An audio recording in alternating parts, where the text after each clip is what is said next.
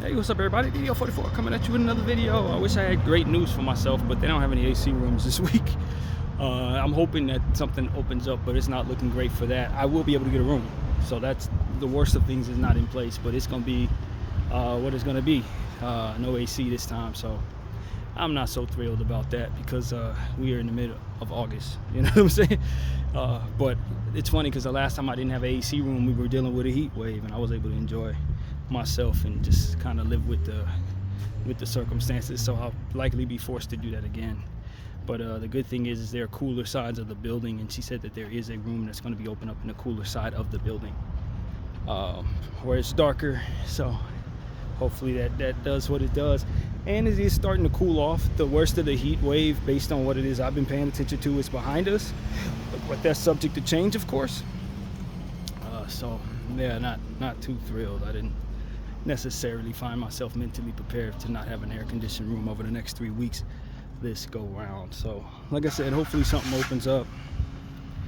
But they had one AC room this morning, and somebody did take it rather early, which kind of frustrates me because I did get up early this morning, and I kind of was lollygagging around thinking I had security for an AC room, since you know, I was under the impression that they had saved one for me, to be honest with you, but the one they saved, someone took.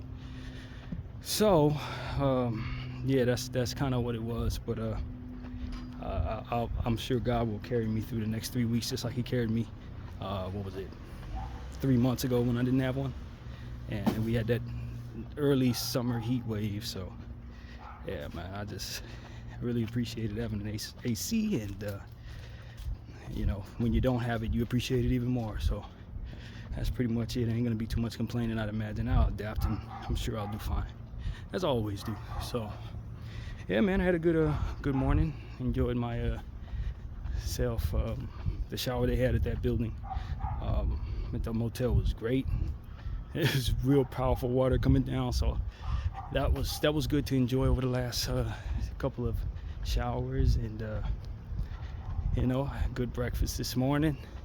Starting to figure out how to adjust to where my stomach is at this point as it pertains to my appetite, because as I've been telling you guys, I've been putting too much in the bowl lately, trying to keep up with my old portions. I just can't eat like that anymore.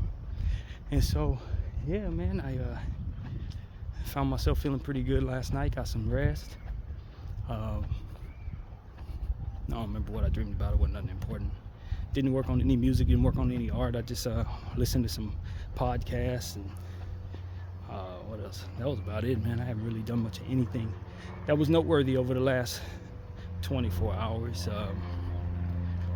And so yeah, just managing everything, man. Very thankful that God has given me opportunity to have a room this week.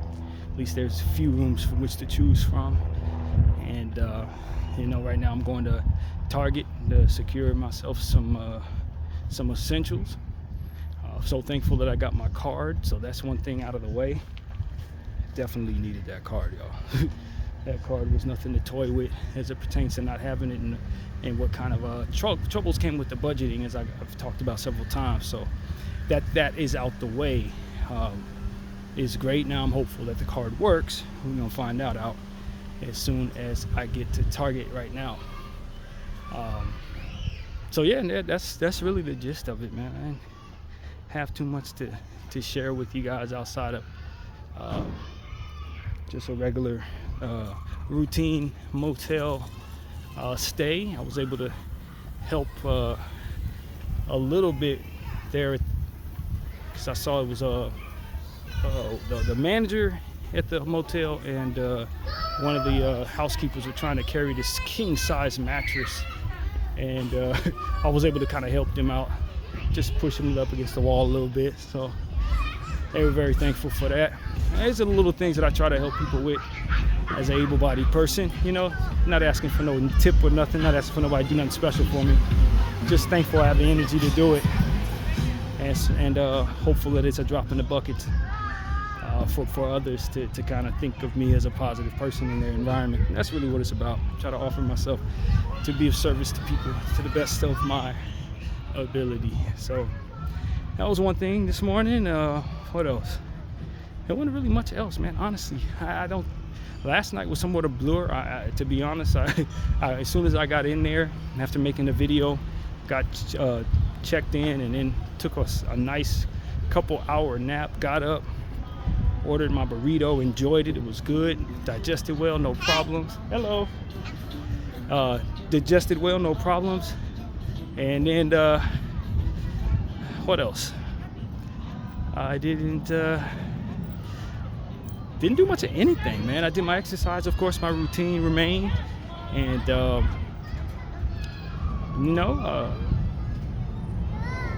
like I said, I just paid attention to some stuff that was online. It wasn't anything poignant. I watched a little bit of Joe Budden's interviews, stuff like that he did with JID and JD. Ironically enough, JID and JD, two different interviews. Enjoyed what I saw from those, and that was my night, man. I went right back to sleep after eating and doing my exercise, and that was it. It wasn't really nothing to my night. Usually it's something to share, but I didn't have much of nothing.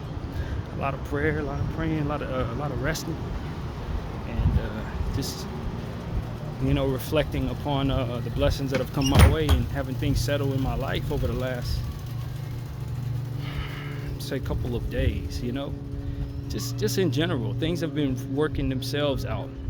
And even though I had been dealing with a bunch of stuff back to back to back, God just carried me straight through it. And we're on day 30 of my 30-day challenge, and I feel like I'm better for that process. I'm not eager to break what we're doing just because it's the 30th day, I'll tell you that. I think I'm better for it. The discipline of it all is good for me. Spiritually, I feel more connected with God, and I think my intention was to complete the challenge, complete it, and just do what it is the Lord wants me to do. Those are the meanest little dogs. They don't like anybody, especially me. And every time I go by, they give me the worst looks and they bark all the time. I don't know why. It's two of them. They just hate everyone. It's the funniest thing in the world. Been here for 2 years. Most dogs usually get used to me. This one, those two, never. But I always tease them anyway, even though I walk by. I'm like, are y'all ever gonna stop? The answer is no. They're vicious animals, and you can't tell them otherwise. Those are two dragons. That's what they think of themselves. But yeah, man, I'm in pretty good spirits, man. I just hope the AC room opens up, man. I really do appreciate that it's cooling down, but it ain't cooled down enough to where you want to be without an air condition, that's for sure. And so I'm hopeful that some miraculous thing happens where somebody who has an AC room decides they can't pay for it today or checks out inexplicably. That is exactly what I'm hoping will happen there. But I will say the last time I had a non-AC room, I really did enjoy my time. It was a vibe that came with the heat. I was able to make a really good playlist in the heat, and and it didn't keep me from doing my exercise. Kept cool water with me at all times, and made the best of it, man. When the night came around, opened up the window and let the fan blow on me, and it would cool down the room for at least 6 hours during the night, and it would heat up and then cool down, and I made the best of it. I really did. So I am hopeful that if that's what it's going to be, first of all, it's not as hot as we were expecting it to be, and second of all, it'll be just as much of a vibe, because that is exactly what that was. So yeah, man, whatever the case may be, man, I saw another thing this morning to switch gears into a more serious topic, man. I saw another unalived individual. It's a grown man. They zoomed in on him. He had been head tapped by the IDF, and that's what I saw as I was waiting on my Uber ride, looking at my Instagram. That's the first thing I seen in my feed, is more of what Israel's doing. And then of course you see footage that's coming out from all these people who are bringing forth their point of view supporting Israel. It was Gail Gadot getting on some platform and essentially saying she never thought in a million years that she would see individuals not condemning Hamas. Gail Godot getting up there saying that, and just saying that, you know, the Jewish people are strong, they stand together, and all different types of stuff like that. And I'm just sitting here like, man. And they got this lady, she's a Latina lady, she getting up there burning the Quran with a blowtorch, talking about if we don't eliminate Muslims, you're gonna have your kids R-word, and or something. She's your wives R-word, and your babies get their heads chopped off. And I'm just sitting here like, man, what did they do to this woman's head? Like, all it takes is opening up a book to dispel all of that ignorance that she's spewing. It don't take much, honestly. Just a little research can free her mind of that poison that she got in her head, seriously. But this is the propaganda they've been pushing upon us for a long time, hoping that we wouldn't be smart enough to just do a simple Google search on a lot of what it is that they give us. You know, that propaganda look crazy now that people are more aware and more in communication with one another. That is like a sad attempt at this point at trying to get people to align with this horrible anti-Islamic point of view. And y'all know I pride myself on being a person who believes in Christ.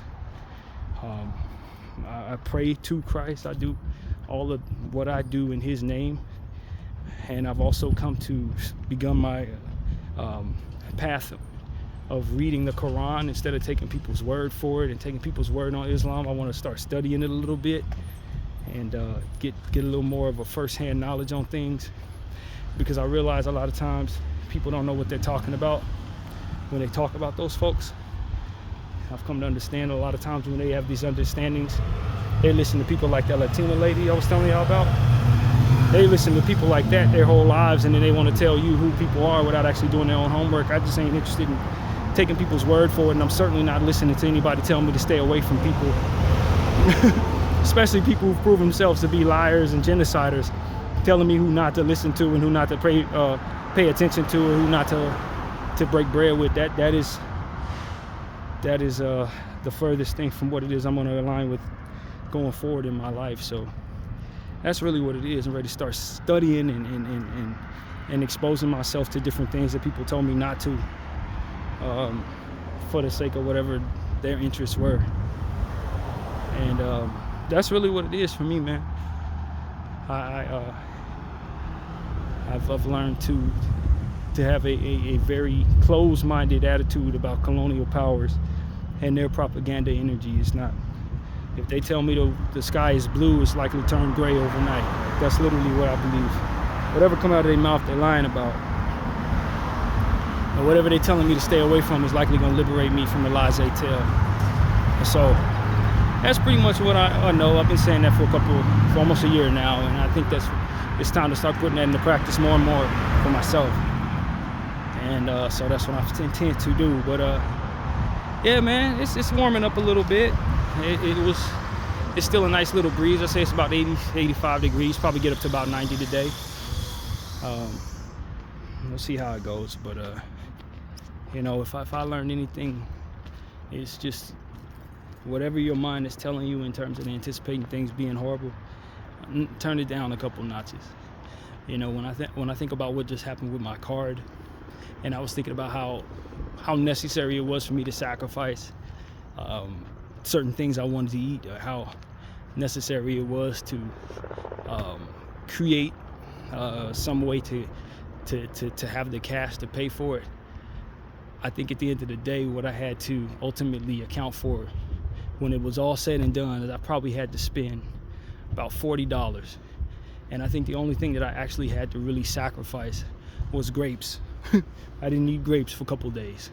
That was the total of what was actually required based on what was going to happen, not what it was I was anticipating. What I was anticipating is not getting my card for a while, having to save money indefinitely because I wasn't sure the car was going to arrive, because I wasn't sure it was going to work. Still ain't sure it's going to work, but the point is, based on what I saw in my head and what I was worried about versus what it is that actually became, it was a significant dial down from what it is that ultimately I was anticipating. So that's what I've learned. You know, your mind, the devil will always try to control your mind, try to make you think that you need to as I often use the analogy, spin around like the Tasmanian devil in response to things going wrong, and thus you make them worse.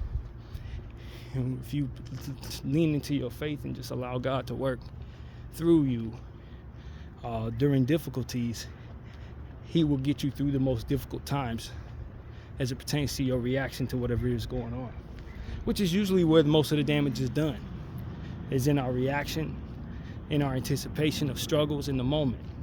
You know, the same thing with temptation. You got to get through the temptation, the tempting moment, because once you get through the worst of those moments, you get through the thresholds of those moments, then you press on. It's not like those moments just last and last and last unless you over obsess it about it, which ultimately the enemy wants you to do. It makes you think you can't live through the moment you're in. You know what I mean? And in actuality, all you need is a little prayer and to ask for the strength and the tools necessary to get through those tempting moments, and then you're through that threshold and you can go on about your day. Because when you think about it, even with grieving and bereavement and different feelings of sadness and emotional despair, they last as long as they do, and that's a redundancy, but it's almost as literal as I'm trying to express it. They only have but so long at their worst, and then you go on about your day. You know, when you're grieving, you go through the grieving moments. Maybe the last 25 minutes, you cry it out, it hurts, you move on. And then it comes back around when it does. You deal with those moments and you move on. But unless you're over obsessing about the anticipation of those moments returning, then you can duplicate them with that stress, make them worse, or create more problems that compound your stress, make them worse. And again, the discipline is to get through those moments without making them worse, and to not tell yourself these moments last longer than they actually do. And so the mind over the matter in regards to all things, and prayers of healing and thankfulness are the cure, and a realization of grateful and a gratitude is what's necessary. For example, what's ahead for me if I don't get this AC room that I'm hoping will pop up? Well, what's ahead for me is to be appreciative and thank God that I have a room. And those should be the thoughts that I'm initiating in my own head. Those should be the thoughts that I ultimately try to compound to drown out the complaints. Oh, it's going to be hot. Oh, this is going to suck. Oh, I'm not going to feel good. I'm not going to want to do this because of the heat. Thankful that I have a room, because if I didn't have a room, I got entirely different problems to consider. And those problems are not in my life. So to allow those things to manifest the strength, let the appreciation manifest a gratitude and positivity, and let that positivity lead me through the reality of the moments I'm in that may not be so good, rather than letting me stay into a space where I'm feeling those moments, and then as they leave, dreading over them and compounding them with anticipation of them returning and being worse the following time. So a lot of what it is that we struggle with, no matter what it is mind over matter, with the exception of chronic pain, which I cannot relate to, because that's a continuous thing. A lot of what it is that we must deal with deals with the waves of moments coming as they do, and allowing them to pass with gratitude for that for which could be worse not being in your life. And that, I think, is the healing that we have to try to initiate.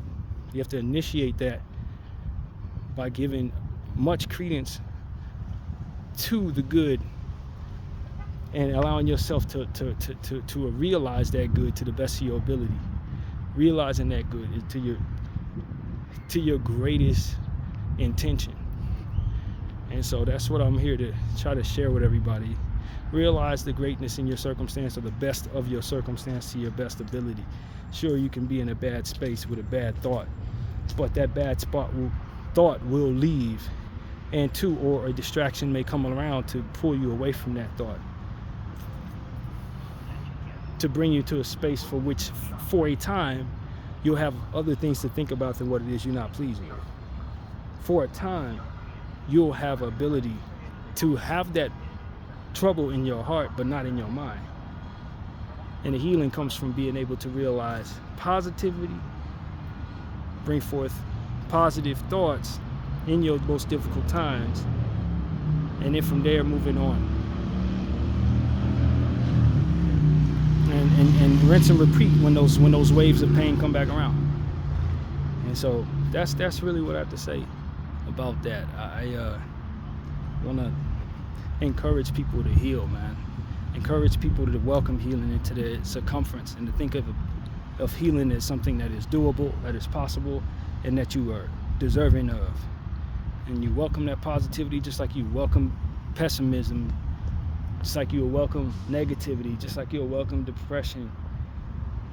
You know, it's funny, when depression comes around, the thoughts that inspire depression, rarely does any doubt come to mind. We're so quick to be certain that things are bad, and be certain that we can't handle them, and be certain we put so much faith in the negative, put so much faith in that for which does us no good. And when it's time for us to believe in the positive, or believe in the things that can help us or heal us, suddenly it's so much pessimism. Suddenly it's just so unbelievable. But the reality is, sometimes the better is actually what is actual, so to speak. The more positive thought is what is actually going on. Sometimes our pessimism has less of a probability of attaching itself to our reality, if not for us making it so, willing it so. It took a long time for me to understand that. When you sit up here feeling bad about yourself, do you ever sit up here and say, well, that's not actually possible? Or, nah, that probably ain't how that goes. It's probably likely something else. Rarely. There's so much determination attached to accepting pessimism in the average mind. Now I think about something that's parallel to that. You see individuals online, sometimes influencers or celebrities, they have 1 million people singing their praises. All the comments, love them, love them, love them. And there'll be that one person that has something negative to say, and suddenly they give all their attention to that negative person, ignoring all that positivity, all this praise, all of those props to address a hater. And to me, it's like that's what's parallel. That's what we ultimately are prone to do. We're so prone to give our faith to the negative. We are so quick to apply our faith to the hatred. We'll apply our most certainty to pessimism. And in a lot of times, pessimism holds just as little probability as we expect positivity to hold. You understand what I'm saying? And that's where we really got to find balance, to say, yeah, the pessimism could be possible, but so too could the positivity. Yeah, these people have all their own, everyone has their own opinion, but for me to focus in on who has negative things to say doesn't give credence to all the love that's been shown to me. How about I respond to all of the love and ignore the hate? You have so much more to respond to in that scenario. So much more to pay attention to. It's the most irritating thing in the world for celebrities to ignore all the love that they're getting, only to look at that one hater and give them a response. You know how many of those people who gave you positive energy could use your energy in appreciation in response to their love? You know how much good you can do by actually pointing out someone who says something positive and responding to them? And you feeding the devil with your energy and your intentions, letting it fuel your pessimism toward humanity, when the numbers literally tell you more people love you than hate you. It's just, that's not every scenario, but it is the one I'm using. It's not every example, but it is the one I'm using. And I think that's the one that's most relevant to what I'm saying, because at the end of the day, this is an experience that you see a lot of times with influencers. This is an experience you see a lot of times with positive people. Even I myself have found myself responding to negativity when the positive overwhelms the negative by a long and wide margin. And so this is what I want to say in regards to your own thoughts. Don't be so quick to respond to negativity, or put your faith in negativity, or think it's so probable that things are going bad, when the reality is that's not actually what it usually is. And then furthermore, some of the most difficult times I've ever been through, I found the most strength to deal with it. That's to say that my anticipation of what I look like when I'm going through hard times doesn't actually match the hard times that I've been through. When my mother passed away, I didn't feel as much agony as one would think, anticipating such a moment, because I had my faith next to me and I was leaning to it. So it's to say that I was strong for my mother and for everybody who needed me to be strong, and that strength came organically. It wasn't forced. But if you ask me every time what my anticipation of such a thing would look like leading up to it, I probably would have told you I wanted to die. I probably would have told you I didn't think I'd make it. I probably would have told you a bunch of stuff that didn't actually match what was going to be. Just because the pessimism would tell me exactly what it is that I believe, and I applied my faith to it. Apply my faith in something positive seemed so improbable that I was going to be fine. How are you going to be fine through such a thing? You can't even tell yourself you're going to be fine until you're living through it, and you are. You shock yourself, but then if you allow yourself to think about it, it's like, well, your pessimism lied to you. Your faith was falsely applied to something that didn't actually align with what was going to happen. And you allowed yourself to think certain things about yourself that you were confirming that didn't match what was actually on the way. And so I said all that to say, when it comes to difficulties in life, a lot of what makes it worse is just us reconfirming or compounding our faith into believing things that aren't actually going to line up with what actually happens. When you go through the most difficult of things, you will have an abundance of support coming from a multitude of places if you allow it to be, especially if you earn it along the way. Thanking people for things when they show you love, applying help to when people ask for it, applying faith to things that could go one way or another, positivity and your alignment.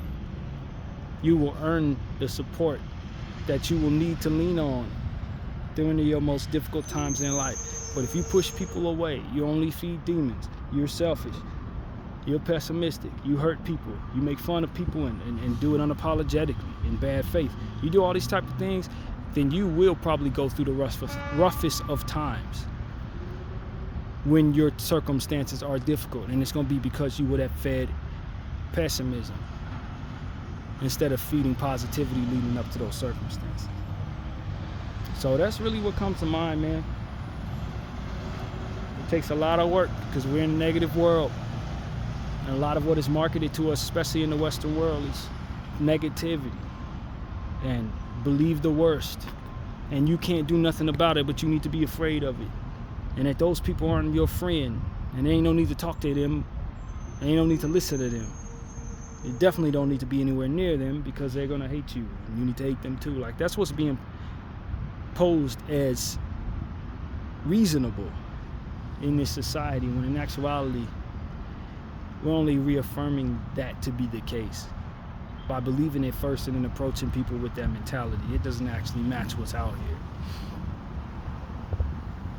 It doesn't actually match the energy that comes to you when you treat people fairly and when you're respectful and when you walk around with positive thoughts in your head before opening your mouth, leaning into the probability of positivity more so than you give credence to the pessimism. And so that's what I want to say to people, man. Pessimistic energy is safe for a lot of people, but in the long run, it just compounds more negativity and reinforces a difficulty to heal. You tell yourself the world is bad, it is bad, it's gonna stay bad, I don't like living, I hate living, everything's bad. Believe me, you're going to have difficult times when healing is necessary. You're not going to allow yourself to heal. You're not going to grasp anything that will heal because you're not going to believe it's there even when you're looking at it. Because you will have reaffirmed so many times that negativity is the only thing worth believing in. It doesn't work, man. It doesn't work. So that's pretty much what I got to say, man. I got a lot of time to kill. I'm in front of the target. I don't really feel like doing too much walking around today as it pertains to going all the way to the bank and sliding the target. That would kill a lot more time. I'm just not in that type of mood right now. I want to lean into positivity in regards to my situation. I'm thankful and I'm very blessed. You know, when we started this 30-day challenge, I was underneath this same tree and I was telling you guys how proud I was of what it is I was going to try to do and try to accomplish it. And now that we've reached day 30, we're literally in day 30 right now. I can say that God brought me through so many different things that I didn't even see coming last time I was under this tree. And it was so necessary that I had committed to that goal, because it was going to put me in a spiritual space from which to handle everything that happened thereafter. You know, that same day I was under this tree was the day that spider bit me 7 times, or 5 times, I don't want to exaggerate, 5 times on my arm. I was a few hours away from having to deal with something that was going to make me itch just as bad as I had been itching right before that. And then I was going to get some tough news that I still ain't going to talk about because it wasn't really my business, but it was tough. Then I was going to have issues with my GR fund, and they cut me off for no damn reason. Then it was going to be them canceling my card after reaffirming the money was due to me. Then they would cut off my card. My favorite app that allows me to share my art kicked me out of there for the most part, seemingly for no reason. There was a lot of things that was about to come my way over the next 30 days, and I handled it the same way I intended to, leaning into the positivity that I could accomplish the goal that the Lord put in my heart to try. And through the course of that goal, I was able to each and every day be in a mindset that didn't have sin involved in it, so as to welcome the strength necessary to get through the difficulties. And so that's what I'm here to say, man. I completed my 30-day goal. I had my pessimism, especially when I started it, that it would actually happen. But I told the Lord that I would try. And I've completed my goal. I've completed it. And now I'm looking forward to whatever the Lord wants to do next in my life. Especially if it's going to be a challenge with this AC room not being available or whatever the case may be. I want Him to continue to work on my resilience and my positivity and my adaptability to however it goes. And I'm hopeful for some breakthroughs in my life, some changes to my willingness to work, or maybe, you know, promote my brand or something that'll put me in a position to kind of have a bit more power over my own life financially. You know, I had a birthday in that 30-day period as well, of course, turned 41. And you know, it's just a lot of things, man. I got back in touch with my sister. I've been communicating with her after not speaking with her for like 5 years. So it's just been a lot of good, man. A lot of good and some bad that I was able to handle the right way. And I give the Lord the glory, and I think I credit that challenge with putting me in a position to be in the right frame of mind to handle all of it. And so that's what it is, man. This 30-day challenge is complete. The practice of maintaining myself in that way is still going. I'm not interested in just going crazy now that I've completed my challenge, but the point was to complete the challenge, and I've done that. I've reached that day. And so I'm here to say, man, when you see how something plays out fully, I could tell you, if God suggests something, that you do something like that. If you feel that in your heart that you're receiving a word to do something, you should follow it. It is truly something that you will be thankful that you did. That's what I'm here to tell you. If God tell you, hey, do this, you trying and accomplishing it is something you will be glad you tried to do, because that's really what it comes down to. You won't know why He's asking you to do something, but as you start to attempt to do it and start being successful in doing it, what you find out is why He told you to do it, and how thankful and grateful you become comes thereafter. So that's what I can say about this 30-day challenge. I was thinking one thing, He had an entirely different plan in mind, and He carried me through all of the difficulties, and I'm very thankful for that. So that's really what it is, man. That's what I wanted to say to all of y'all, man. I don't know what's next in my life. It's been such a tiring last 30 days, to be honest with you. I really don't know. I really want this AC room. I'd be lying if I said that wasn't a big deal in my head, but you know, at the end of the day, it may not be available, and I gotta adapt. I gotta adapt, just like I've been asked to adapt in other areas, and I have every intention of doing that with a positive mindset and welcoming good things that could be possible from things being exactly this way. So that's really what it is, man. The Lord put me where he wants me to be, in the mindset he wants me in, and I will allow him to do that. And so that's what I have to say, man. Prayers out to anybody who's losing their lives in Gaza in that circumstance, man. We don't lose sight of that. We do not lose sight of that.